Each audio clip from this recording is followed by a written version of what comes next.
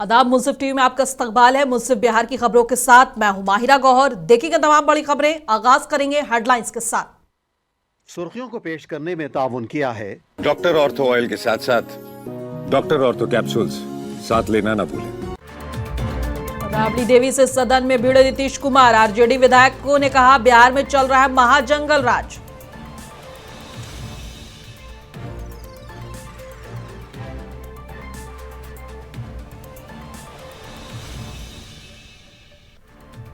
सेहत में सुधार के बाद पप्पू यादव बेऊर जेल में हुए शिफ्ट।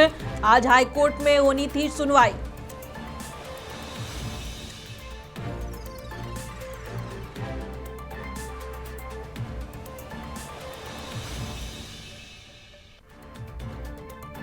तेज प्रताप यादव ने अनुष्का विवाद को किया खारिज। जयचंदों पर कहा कि सच्चा साजिश करने का आरोप।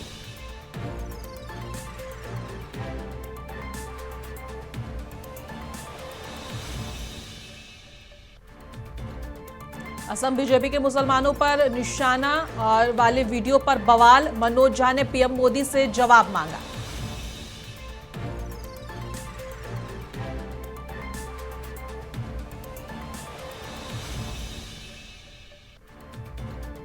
किशनगंज में इमाम बुखारी यूनिवर्सिटी का 31वां दीक्षांत समारोह। राज्यपाल आरिफ मोहम्मद खान समेत कई मंत्री हुए शामिल।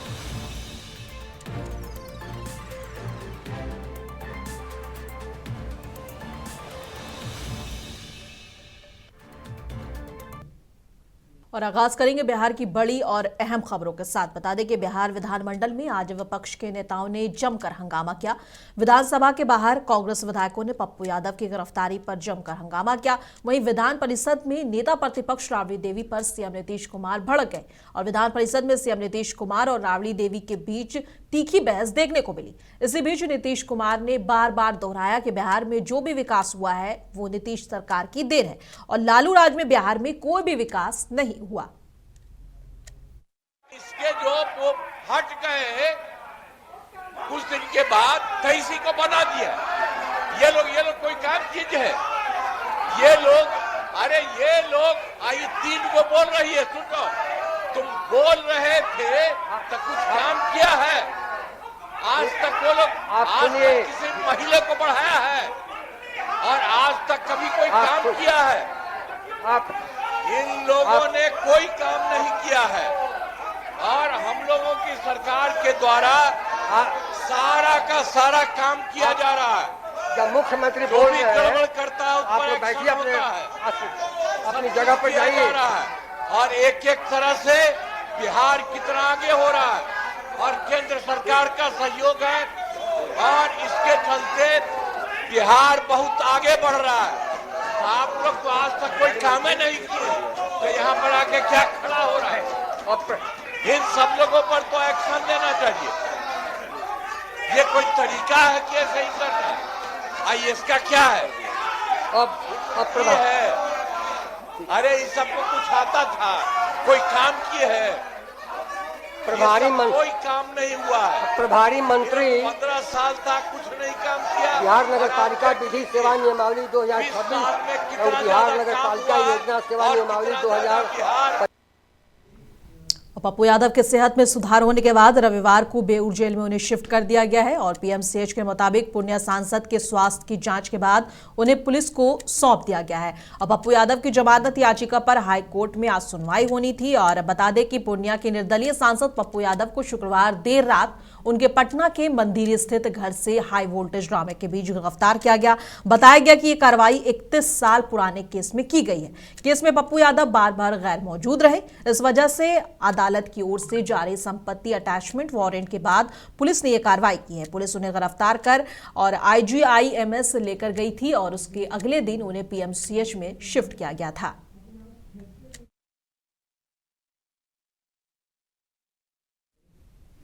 अब पूर्णिया के सांसद पप्पू यादव की गिरफ्तारी के बाद उनके समर्थक लगातार विरोध प्रदर्शन कर रहे हैं। इसी कतार में उनके समर्थक ने अररिया में सड़कों पर जमकर हंगामा मचाया और नीतीश सरकार पर विपक्ष की आवाज दबाने का आरोप भी लगाया। बता दें कि पप्पू यादव को शुक्रवार देर रात उनके पटना के मंदिरी स्थित घर से हाई वोल्टेज ड्रामा के बीच गिरफ्तार कर लिया गया था। ये कार्रवाई 31 साल पुराने केस में की गई है और केस में पप्पू यादव बार बार गैर मौजूद रहे। इस वजह से अदालत की ओर से जारी संपत्ति अटैचमेंट वारंट के बाद पुलिस ने ये कार्रवाई की थी। कोसी और सीमांचल की सरजमी की आन बान शान राजेश रंजन और पप्पू यादव जी को जिस तरह से 35 साल पुराने मुकदमे में प्रताड़ित करने का काम ये प्रशासन, ये सरकार, ये सम्राट चौधरी जी, ये नीतीश कुमार जी और ये नीरज जी और सभी लोग करने का काम कर रहे, उसके खिलाफ ये नौजवानों का आक्रोश है, ये बिहार का आक्रोश है, ये कोसी और सीमांचल का आक्रोश है कि नीट की जो बच्ची जिसका बलात्कार किया गया, जिसमें मंत्री संतरी के बेटाओं का नाम है और उसको पप्पू यादव जी ने उजागर करने का काम किया। आज सरकार डरती है, नीतीश कुमार जी डरते हैं और प्रशासन को आगे कर पप्पू यादव जी को प्रताड़ित करने का काम किया जा रहा है। ये प्रताड़ित करना, विपक्ष की राजनीति को दबाना, विपक्ष के मुद्दे को दबाना कहीं से भी हम स्वीकार नहीं करेंगे। और लालू यादव के बड़े बेटे और जेजेडी प्रमुख तेज प्रताप यादव एक बार फिर सुर्खियों में आ गए हैं। अनुष्का यादव की मां बनने के पर उन्होंने तीखी प्रतिक्रिया दी है। तेज प्रताप ने कहा है कि उनका अनुष्का से कोई संबंध नहीं है और ना ही उसके बच्चे से कोई संबंध है। उन्होंने जयचंदों पर साजिश का आरोप लगाया। साथ ही आरजेडी से जुड़े 5 जयचंदों के नाम भी गिनाए जिन पर अनुष्का संग फोटो वायरल करने का और परिवार और पार्टी से निकलवाने की साजिश का आरोप लगाया है। बता दें, जब अनुष्का और तेज प्रताप यादव के रिश्ते को लेकर सवाल किया गया तो तेज प्रताप ने साफ कहा कि इसको हम खारिज करते हैं।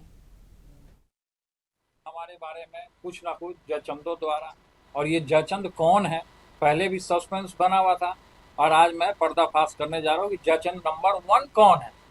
तो सबसे पहले कि जयचंद नंबर 1 जो हमसे जो विधानसभा में आरजेडी के कैंडिडेट हुए थे मिस्टर मुकेश रोशन, वो मुकेश रोशन का उस लड़की के साथ क्या ताल्लुकात है, मामा और भगिना का क्या रिलेशन है, वो लोग जाने। उनका वो मैटर कि जिस तरीके से हमको सोशल मीडिया पे जयचंदों द्वारा, और कौन कौन है जयचंद, नंबर 1 तो मुकेश रोशन, नंबर 2 में हो गए संजय यादव, ठीक है, और नंबर 3 में हो गए रमीज कौन है, और नंबर 4 में आ गए शक्ति सिंह कौन है, और 5वें नंबर पे है सुनील सिंह कौन है, और भी इनके इर्द गिर्द एल्चा बेल्चा चंगू मंगू छुटपुटिया लोग जो इनके साथ हैं, जो कि और भी जो उसमें उस पार्टी में छात्र राजद।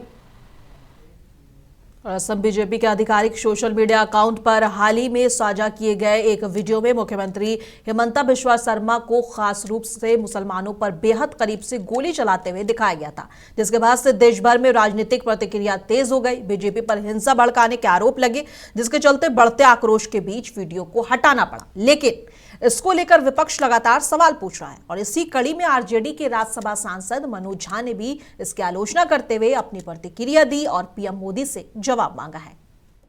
मेरा सीधे तौर पे कहना है, काश आपका माइक प्रधानमंत्री जी, गृह मंत्री जी तक पहुंचे, क्योंकि महत्वपूर्ण ये है कि जब वो अनवर इब्राहिम को मलेशिया में गले लगा रहे थे तो यहाँ गले पे गोली चला रहे थे हिमंता बिश्वा शर्मा, और ये सवाल प्रधानमंत्री जी से पूछिए।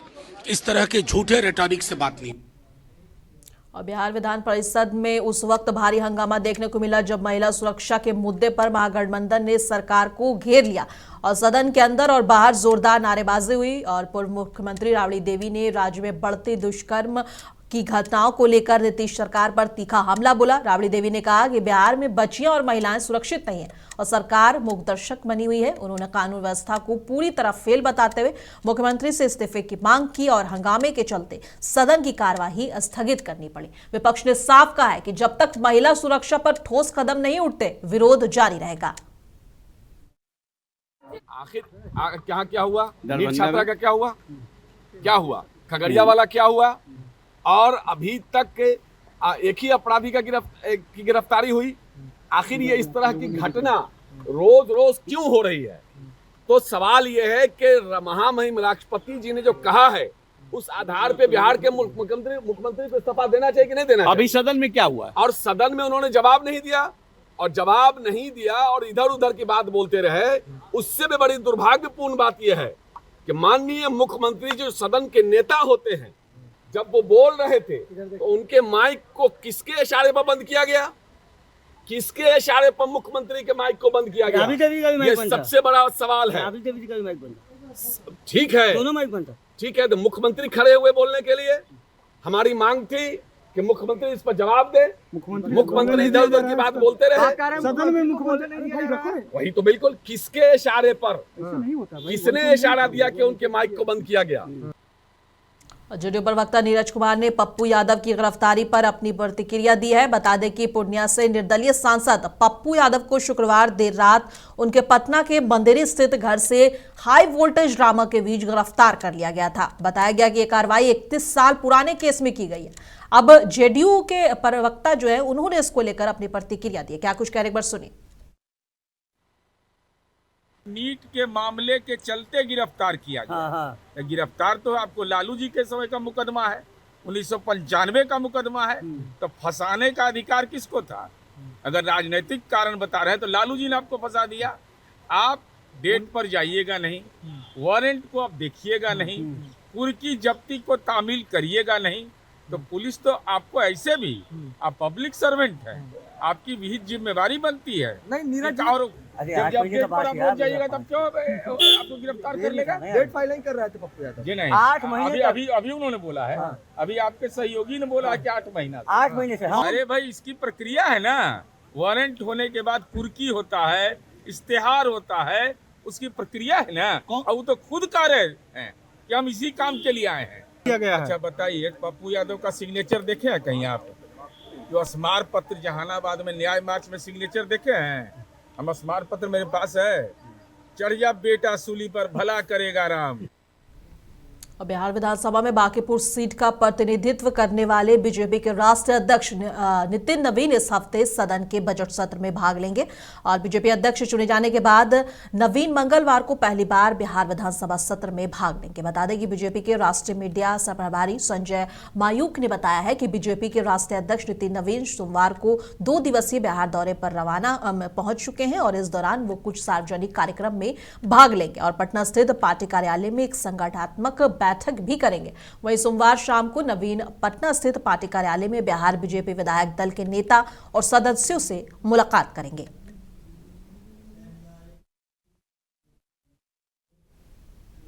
और एक बार फिर बगहा से जन सुराज के प्रमुख प्रशांत किशोर ने बिहार नवनिर्माण अभियान की भव्य शुरुआत कर दी है। जी हां, विधानसभा चुनाव में करारी हार के बाद प्रशांत किशोर फिर राजनीतिक मैदान में उतर चुके हैं और इसी शहर से उन्होंने अपनी नई पारी की शुरुआत की है।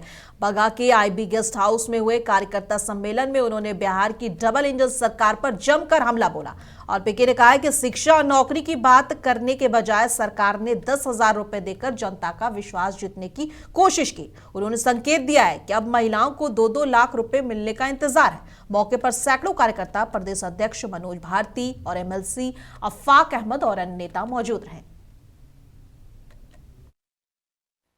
जमीन पर बुलडोजर चलेगा, जल्दी चलिए। अरे भाई, चुनाव के पहले तो यही ना समझा रहे थे कि मत दो वोट, काहे दिए? खैर, अब जो होना था वो तो हो गया। कम से कम आगे गलती न हो, आगे सुधरिए। अगर हर प्रखंड में बढ़िया स्कूल कॉलेज खुल जाए तो इसमें कोई दिक्कत नहीं। सरकार को वोट दीजिए, पहले खोलने तो दीजिए। अभी तो खाली घोषणा कर रहा है बेवकूफ बनाने के लिए। अगर स्कूल खुल जाए तो दिक्कत नहीं है। बिहार की तरक्की होनी चाहिए, आपका भला होना चाहिए। जनसुराज जीते या न जीते, उससे क्या फर्क पड़ना है? हमको विधायक बनकर रुपया तो कमाना नहीं है। तो अगर 10,000 रुपया मिला तो बहुत अच्छी बात है, लेकिन महिलाओं को 2 लाख रुपया मिलना चाहिए, जो वादा उन्होंने किया। 2 लाख दीजिएगा तब ना काम चलेगा। तो 6 महीना पूरा हो रहा है जून से, तो हम लोग जून से यही कहे हैं कि भैया जिसको जिसको 10,000 रुपया दिए, आप बोले कि वोट दोगे तो 2 लाख मिलेगा, सबको दीजिए रुपया। तो संगठन के तौर पर विचार के साथ साथ हम लोग का ये प्रयास भी रहेगा कि समाज में अगर किसी के साथ अन्याय हो रहा है। और बिहार के 12 उपमंडल से एक चौंकाने वाली तस्वीर सामने आई है, जहां एक सरकारी स्कूल में मासूम बच्चों से पढ़ाई की जगह भारी किताब के बंडल उठाए गए। वीडियो में साफ दिखता है कि 5वीं और 7वीं कक्षा के बच्चे सर पर किताब ढो रहे हैं। आरोप है कि ये सब शिक्षक के कहने पर कराया गया। ये किताबें स्कूल को मुफ्त मिलती हैं, लेकिन जब रिक्शा चालक ने इन्हें ले जाने से मना किया तो बच्चे से ही काम करवाया गया। मामले के सामने आने के बाद शिक्षा विभाग हरकत में आया और ब्लॉक शिक्षा अधिकारी ने जांच और कार्रवाई का भरोसा दिलाया। सवाल यह कि क्या स्कूल अब पढ़ाई की जगह बच्चों से मजदूरी कराएंगे? ये फुटेज दिखाया गया है, उसके आधार पर प्रधानाध्यापक से कारण परीक्षा की जाएगी। जी सर। कि उनके द्वारा किन से और किन परिस्थितियों में ढुलवाया गया है। ये उत्कृष्ट मध्य विद्यालय मसत्थु का, किंतु चूंकि बच्चे यूनिफॉर्म में नहीं है तो ये स्पष्ट नहीं हो रहा है कि वो बच्चे नाम भी बता रहे हैं, क्लास भी बता रहे हैं। हाँ, तो उन पे कारण परीक्षा की जाएगी और जो नियमानुसार कार्रवाई होती है। और किशनगंज में शिक्षा का एक खास उत्सव देखने को मिला जब प्रस्तावित इमाम बुखारी यूनिवर्सिटी में तौहीद एजुकेशन ट्रस्ट का 31वां दीक्षांत समारोह आयोजित हुआ। इस मौके पर बिहार के राज्यपाल आरिफ मोहम्मद खान मुख्य अतिथि के रूप में शामिल हुए और अलग अलग संस्थानों से पास हुए 100 से ज्यादा छात्र छात्राओं को प्रमाण पत्र देकर उनका हौसला बढ़ाया गया। बता दें कि राज्यपाल ने युवाओं से कहा है कि वे अपने ज्ञान को सिर्फ अपने तक सीमित न रखें, बल्कि समाज के साथ बांटें। उन्होंने शांति, संयम और ईमानदारी को जीवन का आधार बनाने की बात कही और समारोह में कई मंत्री और जनप्रतिनिधि भी मौजूद रहे। नेताओं ने बताया कि सरकार सीमांचल क्षेत्र में शिक्षा और रोजगार को लेकर लगातार काम कर रही है, जिसमें अशोक चौधरी भी मौजूद रहे। आप में से काफी लोग होंगे जो मजीद तालीम हासिल करने के लिए जाएंगे, लेकिन वो लोग भी होंगे जो आज के बाद अपनी अमली जिंदगी शुरू करेंगे।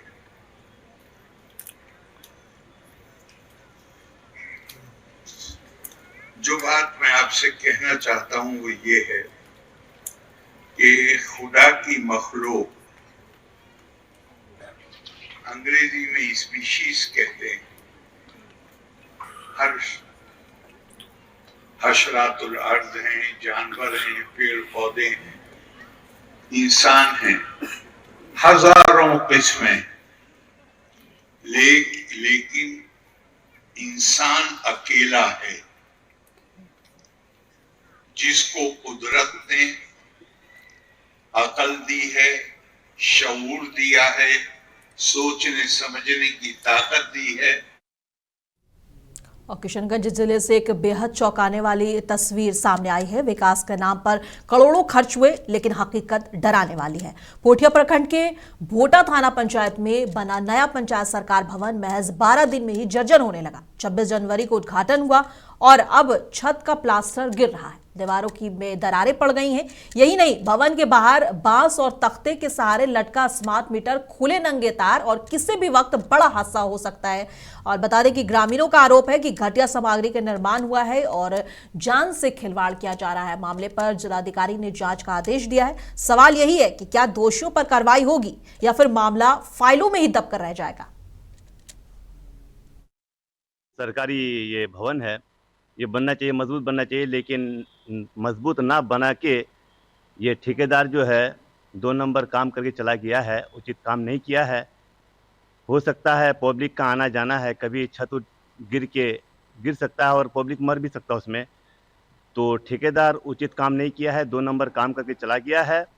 हम सरकार से, प्रशासन से मांग करेंगे कि वो सही ढंग से जांच करे, वो चेक इन करे, चेक करे उसको, बिल्डिंग को, कि क्या सही काम हुआ है या नहीं हुआ है। और सरकार प्रशासन से हम यही कहना चाहेंगे कि वो एक्शन ले और एक्शन लेके उचित काम करे, इसमें जांच करके सही काम कराए। निर्माण कार्य हुआ उसमें कहीं जहाँ भी कमी रह गई है वहाँ पर निश्चित रूप से उसको प्रॉपर मरम्मति कराई जाए और अगर हम लोगों को जैसा जानकारी में आता है कि उसमें गुणवत्ता का अभाव है निर्माण कार्य कराने, तो अकॉर्डिंगली उस पर भी कार्रवाई की जाएगी। लगभग 3 करोड़ के ऊपर से जैसा इसका निर्माण। हाँ बिल्कुल, तो ये बहुत ही महत्वाकांक्षी योजना है और हम लोग लगातार उस पर नज़र भी बना के रखे हैं और अगर जैसा भी हम लोगों तथ्य को जांच की जाएगी और जो भी हम लोगों को निकल के आता है उसके अकॉर्डिंग लापरवाही भी है। वहाँ पर बिजली का जो तार है उसको नंगा छोड़ दिया गया है। सभी तथ्यों पे हम लोग देखेंगे, जो भी है मैटर उसको हम लोग पूरा एक जांच टीम बना रहे हैं और उसमें हम लोग जांच करेंगे। भागलपुर से उस वक्त की बड़ी खबर सामने आ रही। बता दें कि व्यवहार न्यायालय को एक बार फिर से ईमेल के जरिए बम से उड़ाने की धमकी मिली है और इसके बाद वहां पर हड़कंप मच गया। धमकी के बाद प्रशासन और पुलिस पूरी तरह अलर्ट हो गई है और न्यायालय परिसर की सुरक्षा बढ़ा दी गई है। परिसर के हर कोने की गहन जांच की जा रही। करीब 10 दिन पहले ही इसी तरह की धमकी मिली थी, लेकिन उस मामले की जांच रिपोर्ट अब तक नहीं आई है। इस वजह से अधिवक्ताओं और न्यायिक कर्मियों की नाराजगी है और एहतियातन आज किसी को भी परिसर में प्रवेश नहीं दिया जा रहा है, जिससे न्यायिक कार्य प्रभावित हुआ है और पुलिस फिलहाल ईमेल भेजने वाले की पहचान और धमकी की सत्यता की जांच में जुटी है। मामला कुछ नहीं है, हर बार भेड़िया आ रहा है का बहाना करके जो है हमारा जो न्याय व्यवस्था है इसको पूरी तरह से ठप करने का काम कर रहा है। हमारा जो सूचना तंत्र है वो पूरी तरह से फेल हो रहा है। व्यवस्था को हम लोग ले तो लिए हैं, लेकिन व्यवस्था को चलाने का क्षमता हमारे में अभी भी नहीं है। यही है, यहाँ सुल्तान पीरपैती से लेके सुल्तानगंज तक के लोग आते हैं।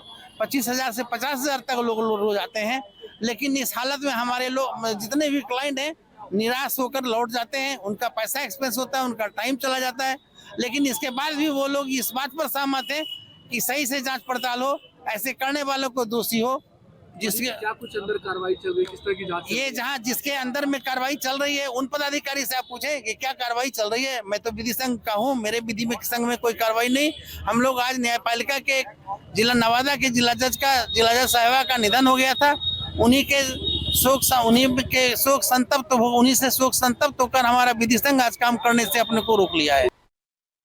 भागलपुर जैसी खबर ही औरंगाबाद से भी आई है। जी हां, औरंगाबाद के व्यवहार न्यायालय परिसर में RDX बम होने की सूचना मिलने से अफरा तफरी मच गई। सुरक्षा के मद्देनजर कोर्ट परिसर को तुरंत खाली कराया गया और मौके पर भारी पुलिस बल और बम निरोधक दस्ता पहुंच गया है और जांच शुरू कर दी गई है। और प्रधान जिला जज ने बताया कि यह जानकारी ईमेल के जरिए मिली थी। ठीक ऐसा ही किस्सा भागलपुर में हुआ। ईमेल के जरिए बम से उड़ाने की धमकी मिली थी और बता दें कि जिसके बाद प्रशासन पूरी तरह से अलर्ट मोड पे है। एहतियातन अधिवक्ताओं, कर्मचारियों और आम लोगों को बाहर निकाल दिया गया है और नगर थाना समेत जिले के कई थानों की पुलिस और बम निरोधक टीम पूरे परिसर की सघन जांच कर रही है। फिलहाल मामले की जांच जारी है और बता दें कि इस तरह की खबर बिहार से लगातार आ रही है। लगातार किसी न किसी जिले के न्यायालय को उड़ाने की धमकी भरे ईमेल जो है वो प्राप्त हो रहे, लेकिन अभी तक इसकी पुष्टि नहीं हुई है कि आखिर ये ईमेल आ कहां से रहा है और ना ही अभी तक दोषी पकड़ा गया है। RDX का प्लांटेशन शायद कर दिया गया है या लंच के समय आशंका है की जाने की, तो पुलिस विभाग को खबर कर दी गई है। लोगों को मैसेज दे दिया गया है कि आप पैनिक ना हो। पुलिस विभाग अपना जांच कर रहे हैं और जांच के बाद जो बात सामने आएगी आप लोग को अवगत कराएं। पश्चिम चंपारण के बेतिया कुमारबाग रेलखंड पर दोहरीकरण कार्य का निरीक्षण करने और समस्तीपुर मंडल के DRM ज्योति प्रकाश मिश्रा शनिवार को बेतिया पहुंचे। उन्होंने कार्यस्थल का अवलोकन कर प्रगति, गुणवत्ता और समयबद्धता की समीक्षा की। इसके बाद अधिकारियों और कर्मचारियों के साथ बैठक कर निर्धारित समय में काम पूरा करने पर जोर भी दिया है। बता दें कि DRM ने बेतिया रेलवे स्टेशन का भी निरीक्षण किया और प्लेटफॉर्म, साफ सफाई, पेयजल और प्रकाश व्यवस्था जैसी सुविधाओं का जायजा लिया है और सुधार के निर्देश दिए हैं। उनका कहना है कि दोहरीकरण कार्य पूरा होने से इस रेलखंड पर ट्रेनों का संचालन आसान होगा और यात्रियों को बेहतर सुविधाएं मिलेंगी। स्टेशन पर बेतिया और कुमारबाग के बीच दोहरीकरण का कार्य आने वाले दिन में होने वाला है। जो काम होंगे उसकी आज समीक्षा करने हम लोग आए थे। कहाँ कमियां हैं सबसे बात किए और कब तक कितने समय में हो जाएगा आने वाले दिनों में। खूब जल्दी हम लोग बेतिया और कुमारबाग के बीच दोहरीकरण करने का आज बात हो गई। सारे विभागों की तैयारियां किस तरह सब लोग की तैयारियां हैं उसकी भी समीक्षा की गई। सारे अधिकारी हमारे यहाँ पर आज उपस्थित थे। तो अगले एक आध दिन में 2 दिन के अंदर हम लोग किस तारीख को काम शुरू होगा उसकी हम लोग औपचारिक रूप से घोषणा करेंगे। और जहानाबाद में 11 मार्च से 19 मार्च 2026 तक भारत गौरव पर्यटक ट्रेन के माध्यम से यात्रियों को ज्योतिर्लिंग दर्शन और अक्षरधाम मंदिर और अन्य प्रमुख तीर्थ स्थलों का भव्य भ्रमण कराया जाएगा। ये विशेष यात्रा लोगों के बेहतर सुविधाओं के साथ उपलब्ध कराई जाएगी। इसके लिए सरकार ने खास शुल्क निर्धारित किए हैं। इस संबंध में प्रेस कॉन्फ्रेंस करते हुए अमित कुमार ने जानकारी दी है कि पर्यटक ट्रेन यात्रा सुरक्षित और आरामदायक होगी ताकि लोग तीर्थ यात्रा का लाभ उठा सकें। भारत गौरव ट्रेन का परिचालन करने जा रही है। यह ट्रेन 11 मार्च 2026 को भागलपुर से खुलेगी और किऊल, पटना, जहानाबाद, गया, मुगलसराय होते हुए ज्योतिर्लिंग यात्रा और अक्षरधाम मंदिर के लिए प्रस्थान करेगी। हम जो तीर्थस्थल का भ्रमण कराएंगे उसमें द्वारका, द्वारका भेंट, आपका उज्जैन, ओमकालेश्वर, महाकालेश्वर, सोमनाथ ज्योतिर्लिंग और नागेश्वर ज्योतिर्लिंग और अक्षरधाम मंदिर है।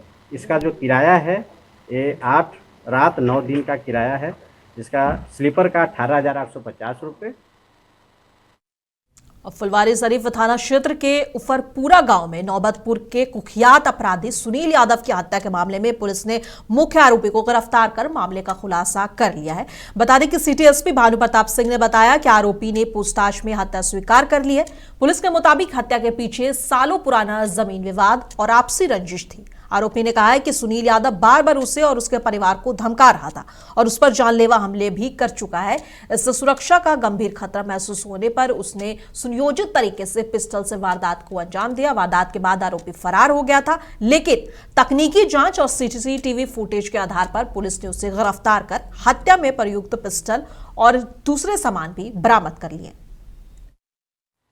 6 फरवरी 2026 को फुलवारी शरीफ थाना क्षेत्र की विकास विहार कॉलोनी के उफरपुरा में एक व्यक्ति की गोली मारकर हत्या कर दी गई थी और मृतक की पहचान सुनील के रूप में हुई थी और उम्र लगभग 36 वर्ष थी, जो वहीं पर अस्थायी पते के रूप में रह रहा था। और पुलिस के द्वारा जब छानबीन की गई तो पता चला कि वो एक आपराधिक इतिहास का व्यक्ति रहा है। उस पर 1 दर्जन के आसपास केस दर्ज थे, डकैती और साथ ही साथ हत्या जैसे संगीन मामलों में।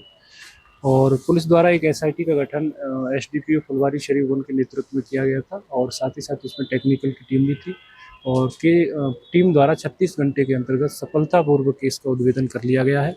और इसका जो मुख्य मास्टरमाइंड और अभियुक्त और शूटर है रोहित राज उर्फ जूली कुमार सन ऑफ राम इकबाल सिंह, जो मर्ची वार्ड नंबर 2 पटना सिटी थाना बाईपास जिला पटना का रहने वाला, इसकी गिरफ्तारी कर ली गई है।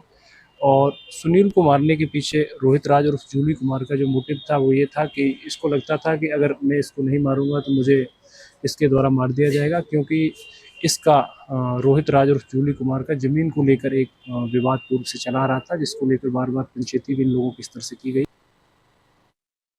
और मुंसिफ बिहार की खबरों में बस इतना ही। कल फिर मिलेंगे इसी वक्त। तब तक के लिए देश दुनिया के तमाम खबरों के लिए बने रहे मुंसिफ टीवी के साथ।